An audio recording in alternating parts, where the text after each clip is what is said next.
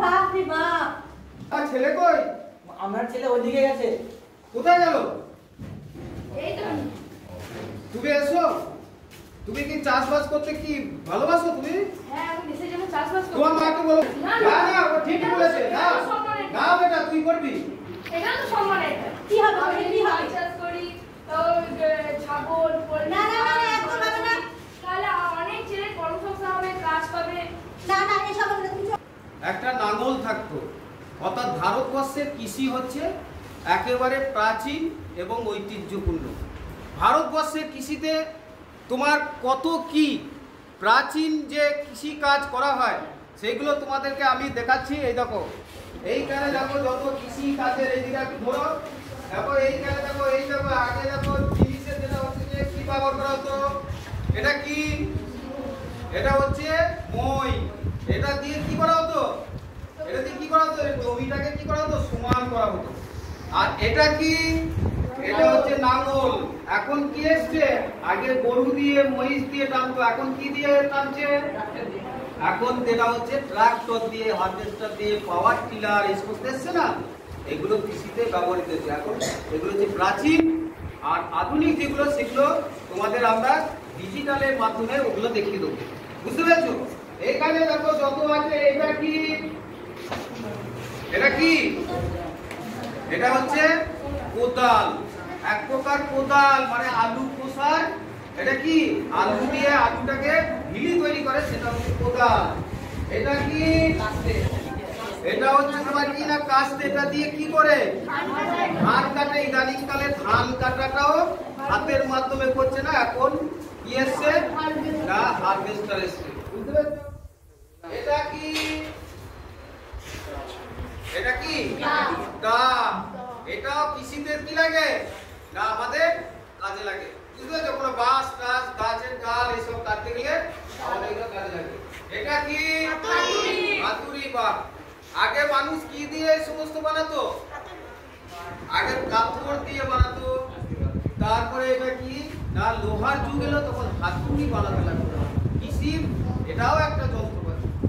এই দেখো এটা কি, এটা দিয়ে মাটি করে এটা মানুষ আবিষ্কার করেছে। যেগুলো এখন ইদানিংকালে লোহার জিনিসগুলো এবং শাবল, এগুলো এখন আবার ড্রিল চলে এসছে, আগে এইগুলো ছিল।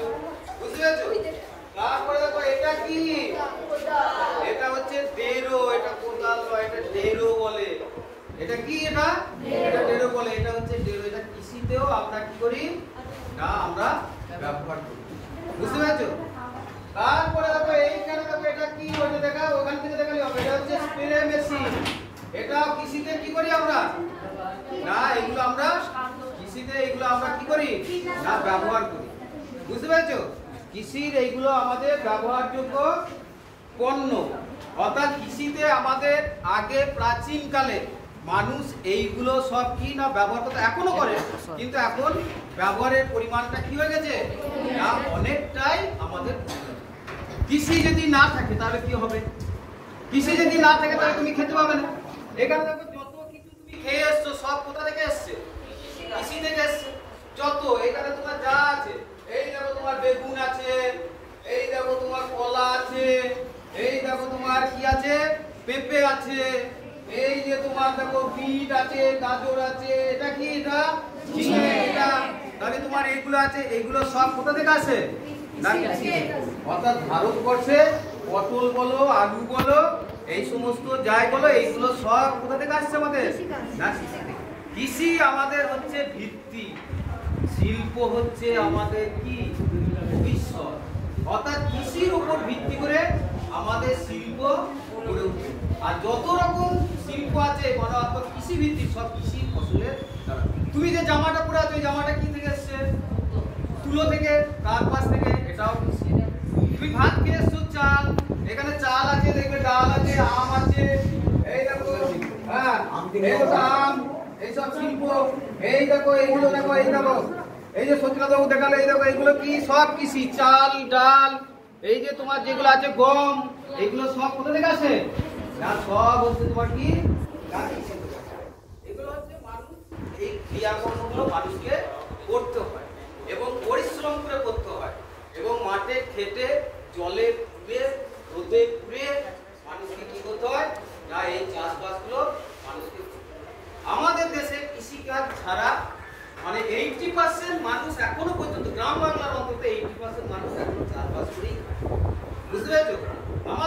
কৃষি আছে, আমাদের দেবে কৃষকরা একটু অন্ধবিশ্বাসী এবং বিজ্ঞানটাকে কম মানে, বিজ্ঞানের অশিক্ষিত। কৃষকরা আমাদের কি আছে, শিক্ষার মানটা দেখবে আমাদের কৃষকদের কম দেবে। আমাদের জমি কি, আমাদের জমি কি আছে, কম আছে।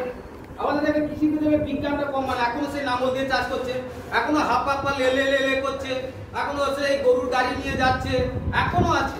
এখনো বাবা কাকারা সেই জীবিকা সত্তা ভিত্তিক কৃষিটাকে ধরে রেখেছে। এখনো পর্যন্ত দেখবে আধুনিক প্রথা আমাদের কৃষিতে এখনো কম এসছে, যেটা পাঞ্জাব হরিয়ানায় যতটা এসছে আমাদের অনেকটাই কি এসছে না কম। সবুজ বিপ্লবটা পাঞ্জাবে বেশি হয়েছিল, সেই জন্য ওরা ওই ফেসিলিটিটা পেয়ে গেছে আমাদের। কিন্তু পশ্চিমবঙ্গ এখন পর্যন্ত অনেক অগ্রগতি ঘটিয়েছে। আমাদের আলু চাষে বলো, আমাদের ধান চাষে বলো, বর্ধমান জেলাকে কি বলা হয়, ধানের গোলা বলা। গোটা ভারতবর্ষের, কারণ গোটা পৃথিবীর মধ্যে দুটো গোলা আছে, একটা হচ্ছে চীনের হুনান আর ভারতবর্ষের হচ্ছে বর্ধমান, পূর্ব বর্ধমান জেলা।